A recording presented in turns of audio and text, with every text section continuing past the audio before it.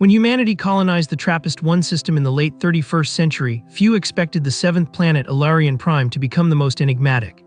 It was a world of harsh extremes. A barren desert stretched across the equator while permanent auroras danced at the poles. But what baffled scientists wasn't the weather, it was the glass.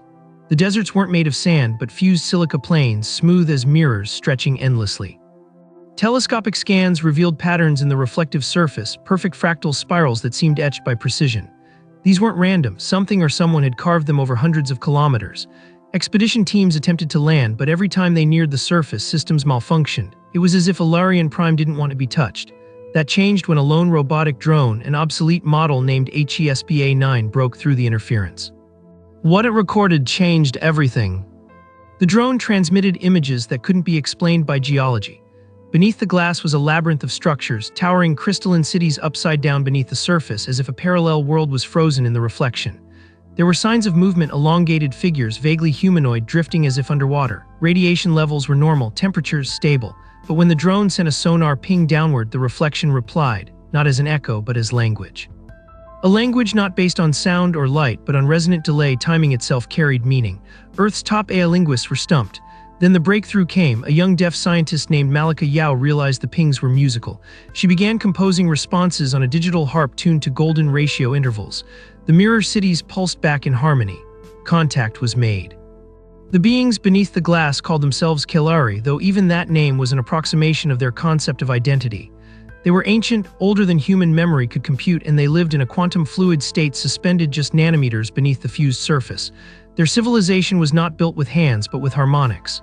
Vibrations shaped their environment. Thought and structure were one. They had once walked freely across the planet, but an unknown stellar event had scorched Elarion's atmosphere, melting the crust into a glass sea. To survive, the Caelari tuned themselves out of phase with visible reality, becoming echoes in the reflection. For millennia, they watched the stars, listening for music, not radio waves, not words, but intention hidden in rhythm. When humanity's signals reached them, the Caelari had listened and waited. They had a request. The Caelari could not leave their mirrored world, but their resonance was fading. The glass desert was thinning. If it shattered, their phase state would collapse and they would vanish forever. What they needed was a resonance bridge, an orbiting array of frequency amplifiers built by humanity to stabilize the reflection long enough for Caelari thoughtforms to transfer into interstellar space. It was possible, but risky. Malika and a coalition of Terran scientists began Project Echo, a human-Caelari collaboration unlike any in history. While skeptics feared unknown consequences, others saw it as a moral imperative. A dying civilization was singing for its life. The glass itself became their blueprint. Every spiral, every shimmer encoded instructions, an alien blueprint made of silence and light.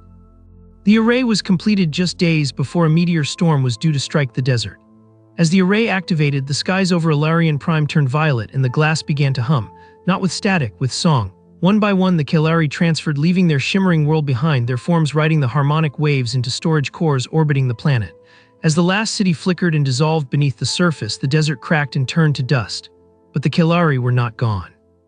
They now lived among the signals, beings of pattern, preserved not in matter but in mathematics. Earth welcomed its first digital quantum immigrants, not artificial, not biological, but harmonic. And across the stars, when certain notes are played in the right sequence, observatories sometimes report a new echo, one not sent but sung in return.